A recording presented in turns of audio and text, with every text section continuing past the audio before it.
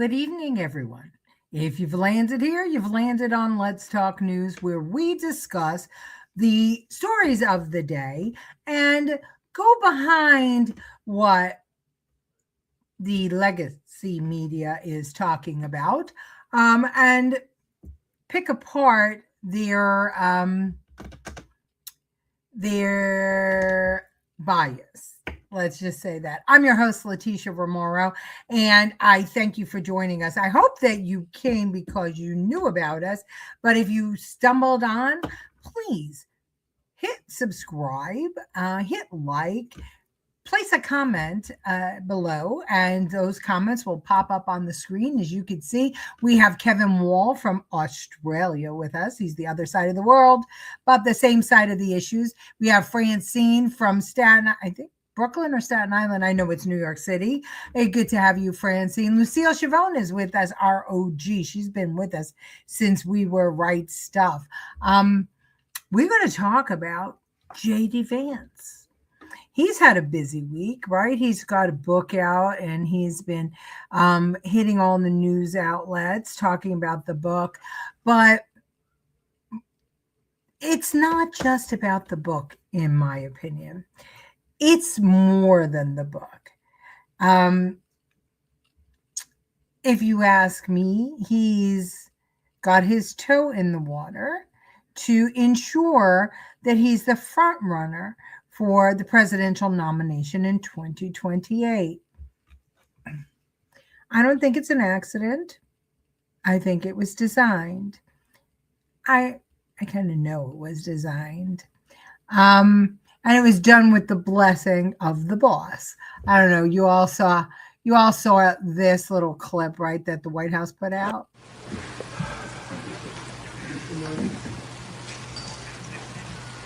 Hello, I'm the boss. How are you? Good, thank you.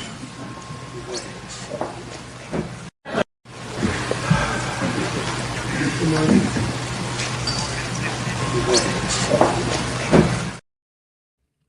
So that was pick your warrior or something like that. That was making fun of the Democrats. I think it was in 2024.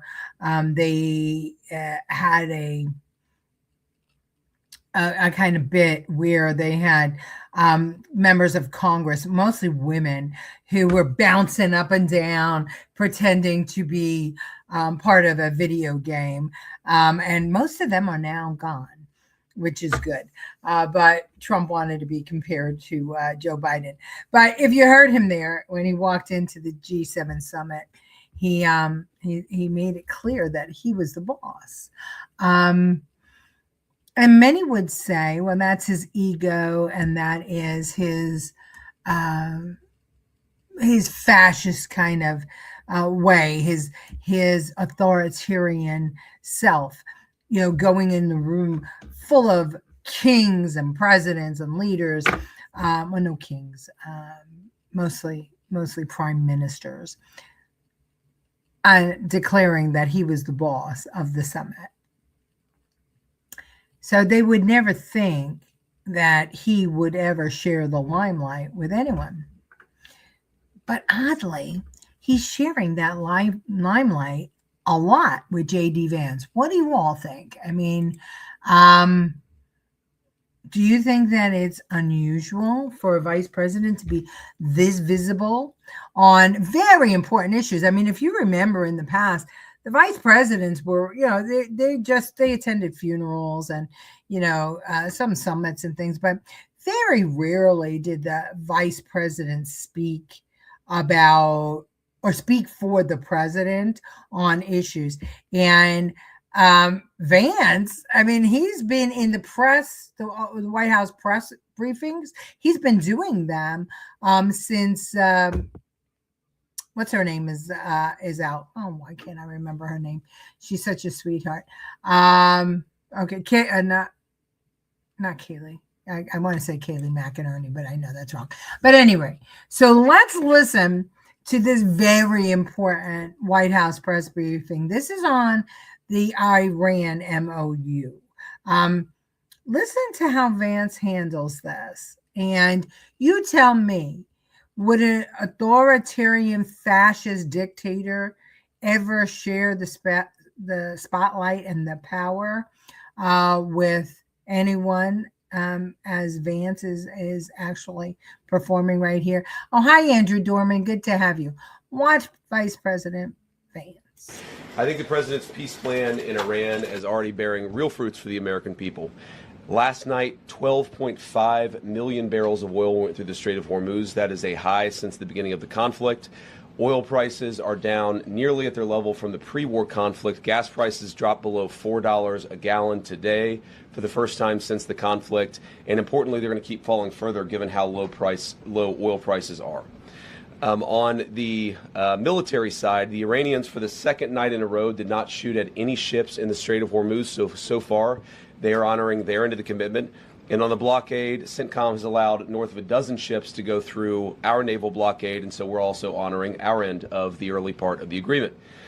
On the military side, a couple of things that are still true and will be true whether the Iranians comply with the rest of the deal or not. Number one, their nuclear program has been completely destroyed. Their capacity for enrichment, the facilities at which they were using to develop enrichment and develop a potential nuclear weapon, those facilities are still destroyed. Their conventional military is still destroyed. Their capacity to threaten their neighbors is still largely gone. And now we see whether they are willing to comply with the next step of the president's peace plan. As you all know, the part of the peace plan, the part of this MOU that I think have been most misrepresented by certain parts of the media is the idea that the Iranians get all these benefits. You will hear things about $300 billion or $24 billion or this or that number of money or amount of money. And the simple fact is that the only way the Iranians get any of those resources, not a single penny, by the way, from the United States of America under any circumstances, but the only way that they would ever get any benefit of the bargain is if they comply fully and change their behavior. And so you really have a win-win situation for the United States of America. If the Iranians don't change their behavior, their military and their nuclear program is still destroyed. If they do change their behavior, then they are going to have a transformative relationship with the Middle East, and the Middle East will have a transformative relationship with the people of Iran. That's a win for the American people and for the President of the United States, regardless of which option the Iranians ultimately choose. We obviously want them to choose the right option.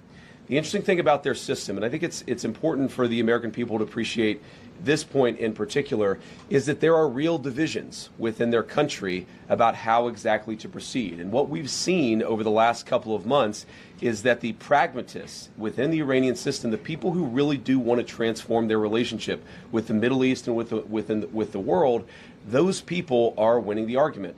The United States wants those people to win the argument. The United States wants to have a better relationship, but in order for that to happen, the Iranians have to perform. And if they don't perform, as we've said before, they don't get any of the benefits of the bargain. So what I'd ask all of you is just to report honestly that the United States isn't giving up a cent of money to Iran, and even the economic benefits, the sanctions relief and so forth that comes along with this bargain only happens if the Iranians perform. So with that, I want to say thanks to all of you. It's good to be with you this morning, and I'll kick it over to questions. Let's start right over here to the right. Thank you, Mr. Vice President. I wanted to ask a follow-up on something you just mentioned. You talked about the possibility of the current Iranian leadership fundamentally changing their behavior. Do you think that the current Iranian leadership recognizes the leverage that the U.S. holds over itself economically and militarily enough to actually go forth with fundamentally changing their behavior over the long term and going about things differently? So I certainly think they recognize the leverage that the United States has over them. We've seen that in a number of our conversations. We've seen that just in their behavior over the last couple of days. They certainly recognize that the United States has great leverage. Will that ultimately lead to a change in behavior? I don't know. I've seen skeptics of the deal. People say the Iranians will never change their behavior. Well, maybe that's true. And if so, they don't get any of the benefits of the bargain. But isn't it worth trying? Isn't it worth seeing whether this incredibly weakened position that the President of the United States has put the Iranians under, whether that motivates them to change their behavior, not just vis-a-vis the West, but vis-a-vis the Middle East? And one of the interesting things about this is, the technical details of this we can, of course, get into. There are going to be any number of opinions about the negotiation, about where it's ultimately going to go. But I tend to think that you should trust the people who know the Iranians the best and who have the most to lose. What are the Gulf Arab states saying about this deal?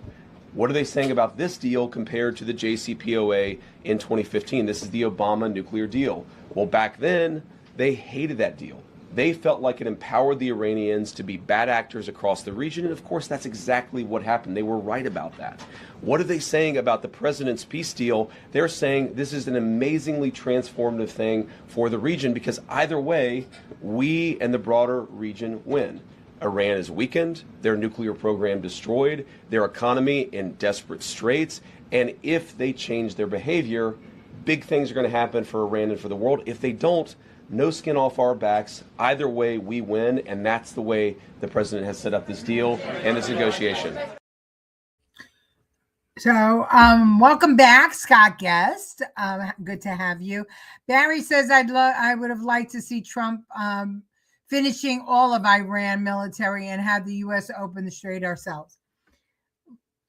Let's talk about that for a minute. It's off the subject of President Vance, but while we talk about that comment, think about it. Vance was answering tough questions. Kamala could have never done that for Biden. Biden could have never done that for Biden. But the thing about that about where you stand, Barry, I felt the same way, except for something that Vance said, which is that, there are other nations involved here. And unfortunately, it's not our European allies. See, if it was our European allies, we could have gone in there and finished them off. But that's not what was happening. That asshole, Frenchie, he was rallying the other European nations against us. I was shocked when Italy went against us. I never thought that would happen. I was shocked. So he's rallying them against us because his thought, he's playing footsies with China and Russia. And he's looking for a sweetheart deal for France. And Trump sees that. It was no accident that agreement was signed in Versailles. No accident at all. So without the European nations with us, that's troublesome for us, right? Because we only have so much power. We are a superpower, but are we going to take on everybody? And number two is the Middle East, the rest of those nations in the Middle East. We need to put the dog that is Iran in a cage and keep it in a cage, ready to use it should we need it. The other Middle Eastern countries want Iran around for a reason, not just because they're all Muslim. It doesn't operate that way. They know that they can't get in there at this moment and change the regime. They have all to do to take care of their own countries. So Trump went out on a limb by himself for America and Israel to connect with the rest of the Middle East and to make real long-lasting relationships there, to the detriment of Europe, because Europe is just going to have Russia and China, where the Middle East will have Israel and America. And I think that if I was, as a betting woman, I'd rather have Israel and America. Israel, that tiny little country, has been able to defend itself from all these crazy beasts all around them, right? All these crazy, aggressive countries that want to see them dead. They've been able to hold on for, what is it now? It's almost 100 years, 80 years.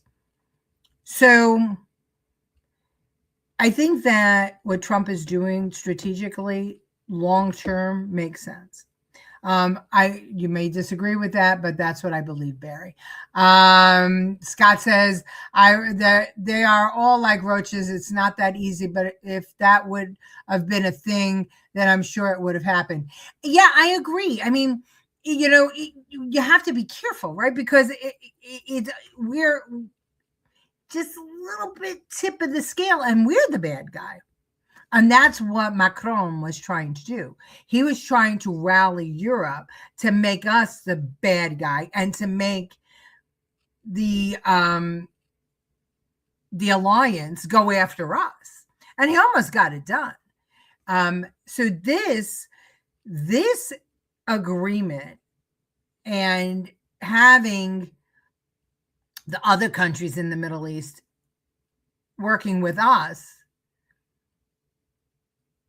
I think at least France and Italy and Germany and all the allies, it leaves them out with, they've got nothing but their pecker in their hand. You know what I mean? That's my 2 cents.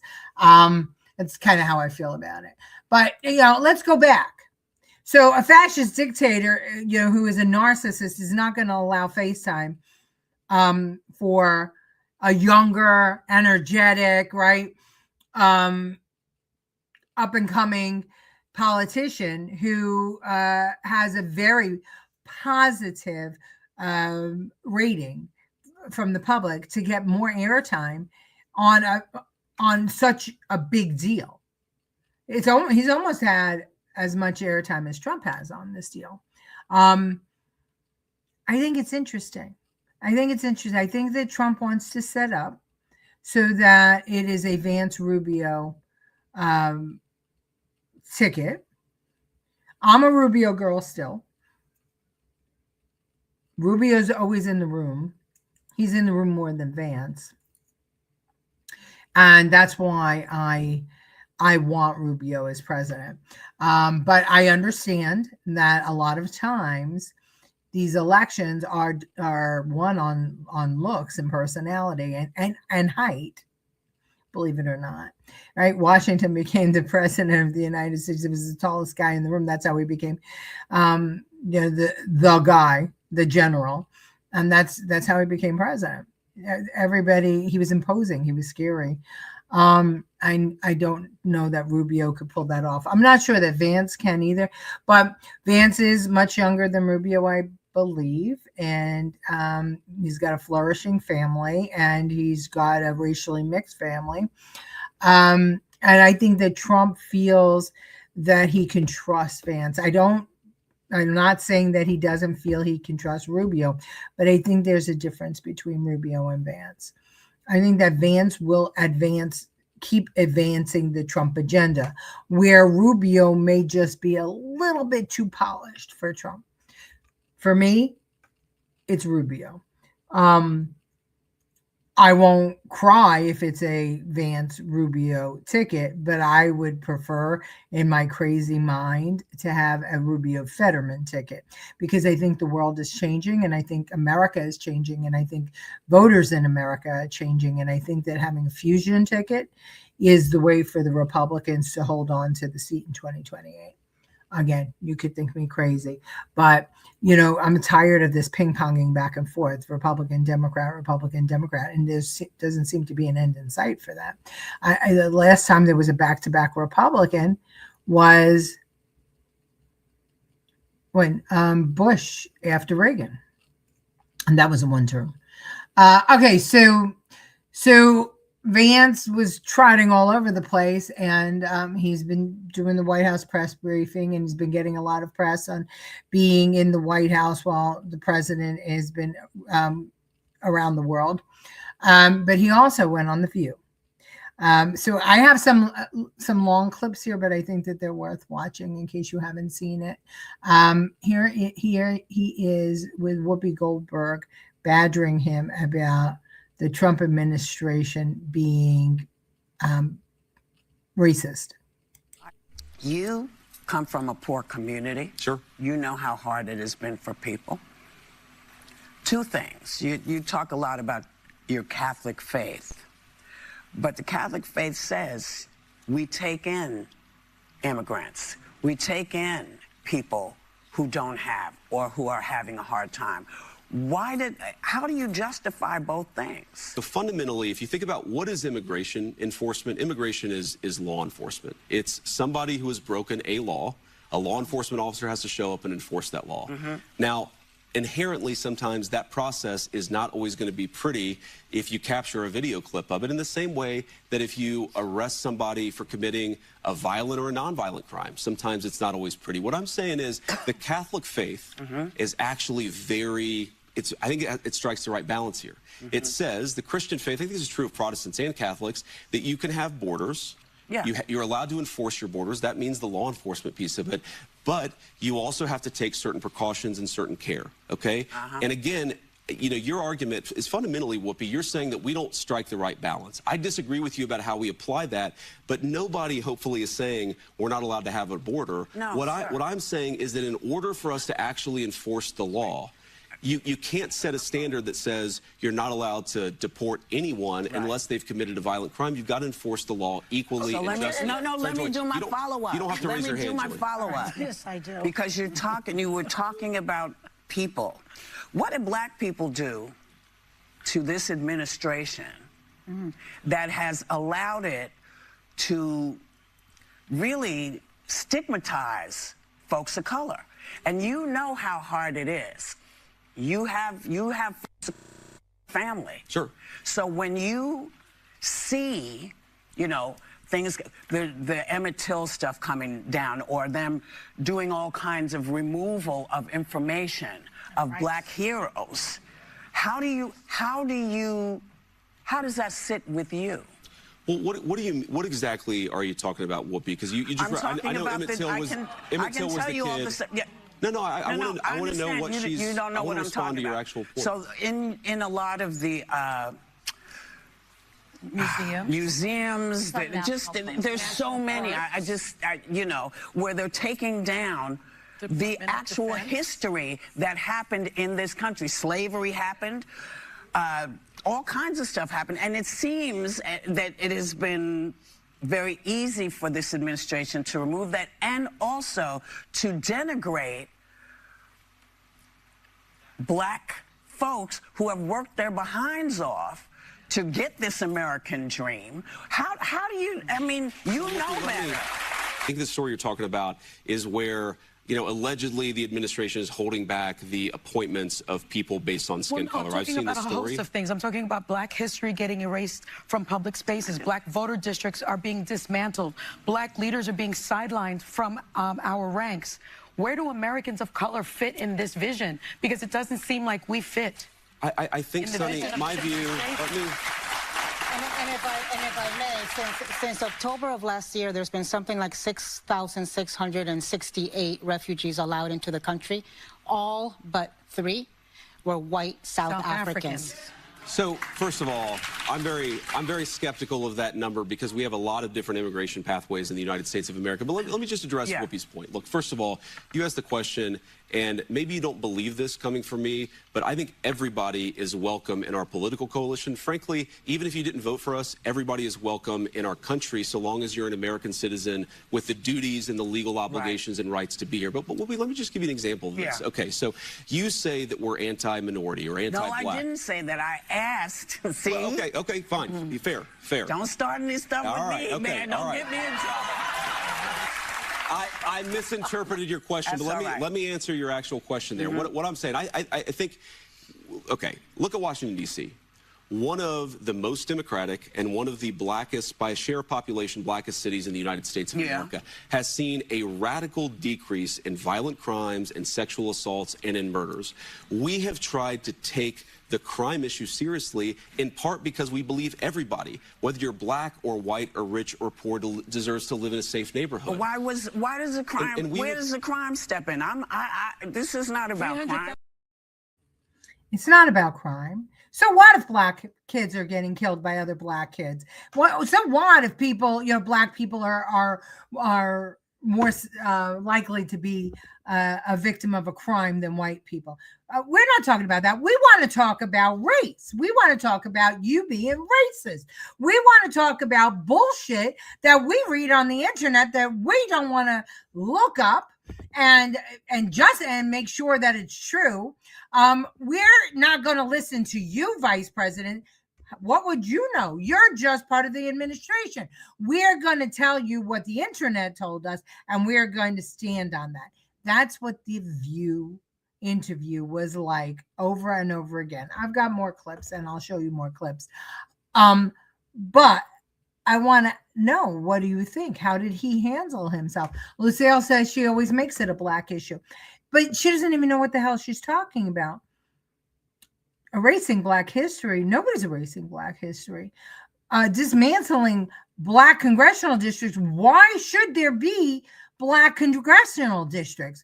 All blacks don't think alike. All blacks don't earn the same amount of money. All blacks aren't Democrats. All blacks aren't politically the same. Neither are all whites or all Hispanics. So why should there be a political district based on the color of somebody's skin? There shouldn't. And as a matter of fact, the Supreme Court stated so.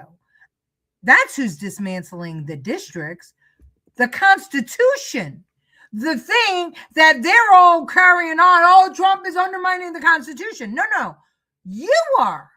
Because the Constitution says all men are created equal.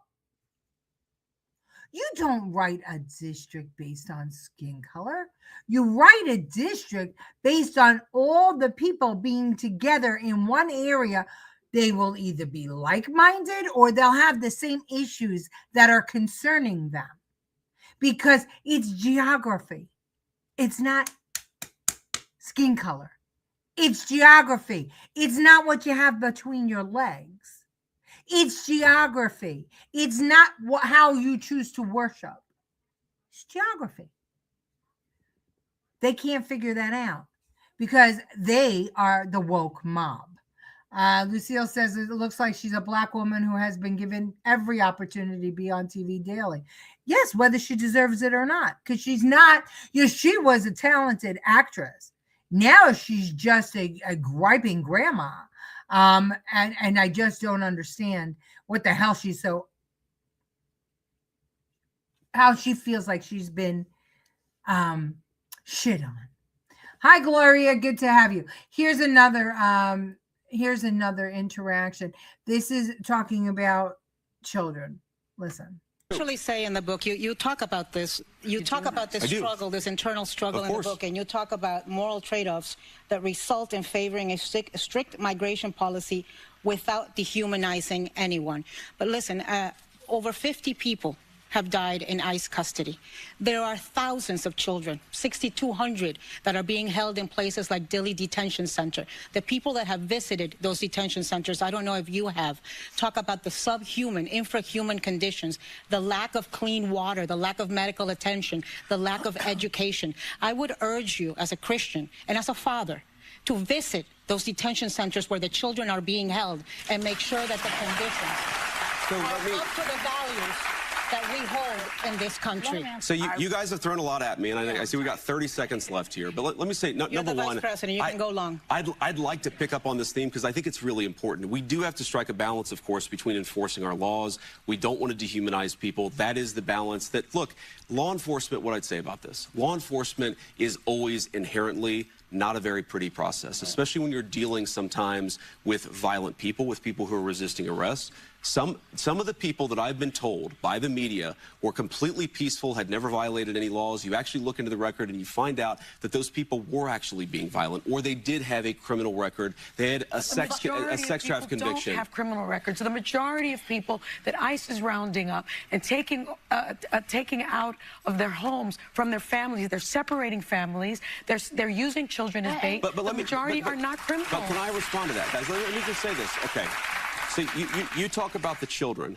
Here's what I'd say. Do we know that during the last administration, we had tens of thousands of children who were sex trafficked by the cartels, who were brought into our country in profoundly dangerous and predatory conditions. Let's talk about this administration. But here's the point. Unless you enforce the border, you invite that kind of conduct. You think that our immigration policies are inhumane based on the reporting of one person with a political bias. What I'm telling you is that it's inhumane to allow cartels to sex traffic people across our border. And by the way, please hold on. I appreciate that. Well, we got one of them to admit that there was a great job. But just think about it. Sonny Hostin of The View knows more about the immigration system than the Vice President of the United States. So she thinks. Let's talk about this administration. Let's talk about the kids that were being sex trafficked. Do you see the double talk hogwash? And the audience clapping and clapping and clapping for her. Didn't clap for him, by the way, at all, even when he came out. But that's the hypocrisy. We want to talk about the children being held in detention. Doesn't matter that their parents were using them as a shield or any of that stuff. We want to talk about that. But we don't want to talk about the 300 and some thousand children who were sex trafficked by the previous administration. So keep on my subject, Vice President. Who the fuck? Are you kidding? Are you kidding? Do you think that they talk to Kamala that way? No. Everything Kamala said to them, they ate up like ice cream. And that's the difference. And this is why they are not reporters and nobody should take them seriously. Gloria says, my head keeps saying, shut up, shut up. That audience is ignorant. That audience are useful idiots. And those girls, and I'm going to call them girls because, with all respect, I don't care if Sonny Hostin is a lawyer. I don't know what kind of lawyer she is, but she's a double talker and she's a propaganda spreader. So maybe she's a politician. I don't know. But they are useful idiots for the woke mob. Here he is talking about himself when he did not like Trump. Watch. I would say fundamentally that one of the things I underappreciated about Donald Trump is that so many of the things that people said about him weren't actually true. Again, you talk about humility. Okay, so I see Donald Trump, I see a clip of him, or I see not even a clip of him, but reporting about something that he said, and I take it at face value. For example, let's just go back to one of the most controversial things Donald Trump said during the first term that I was wrong during the first campaign, is that I was led to believe by the stories. I read stories that said Donald Trump said that all Mexicans were rapists. He never said that. What he said is that the certain South American countries, Central American countries, were releasing criminals into our country, including Mexico. By the way, that was objectively true. So it's not so much Christians. Fidel Castro did that in 1980 with the Mariel boat lift. There have been many journalists, including CNN, where you used to work and be my colleague, that have tried to find evidence of that. There is no evidence that Maduro was releasing people from insane asylums or jails like Fidel Castro did do. This was made up, and we just can't, accept it without pushing back. Anna, we know that there were people who were released from prisons who were encouraged to come into the United States. It wasn't the Mariel, Mr. Vice President. It wasn't where it was like a purposeful release, open up the jails, open up the insane asylums, and let people flood Florida. I've been through that in Miami. If you go, it may not have been like Mariel, but if you go back to the caravans that were happening in 22, 23, we know that those things were funded. They were in some ways supported by the government. There was absolutely. So I don't know how you define support or not support, but if people are encouraged to come into our country after having spent time in prison by their own governments, I think that's a problem. She's going to push back because she knows better, because she's an investigative journalist. Somebody needs to show me paperwork. Somebody needs to show me that these women actually work. They don't know what the hell they're talking about. They chattered the same information over and over again. She had no answer for that. The government was funding them coming here through fraudulent NGOs. Why were they bringing them here? And of course, they were going to open up the prisons. Was it like what Castro did to say F you America and open up all the insane asylums? Yeah. Because Let me ask you something. China was going to let people just come to the United States and work here instead of in China? No. Come on. For you to get out of these governments, you need some cash. They didn't have cash. These people didn't have cash unless somebody gave them cash. We gave it. We funded. The taxpayers of America funded NGOs that gave them cash. And who did they send? They didn't send their best and their brightest. Why would the government send their best and their brightest? Remember, we're talking about authoritative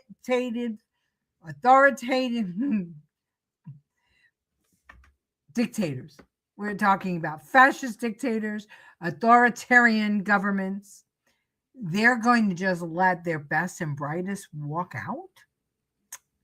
See, 2020 hindsight, right? But I mean, these women are not using their heads.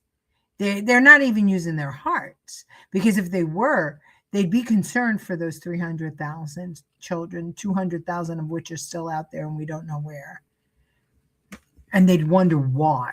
Why would their government that they're protecting, their former government, why would they do such a thing? Why would Biden do such a thing? Why would Kamala do such a thing? Good night, Andrew Dorman. All right, here's the last clip. I know we ran over. Maybe you want to see him on Gutfeld. This is about the book and Christianity. Where did you find time to write this? So I actually started writing it back in 2017. So I've just been writing it for a long time and finally figured, it's time to, or get off the pot, because I'm never going to publish this thing if I don't do it now. Yeah. But I'm actually going to change the subtitle. It's currently Finding My Way Back to Faith. The new subtitle is going to be I hung out with Gutfeld an hour and now I'm going to hell, because that's what I learned.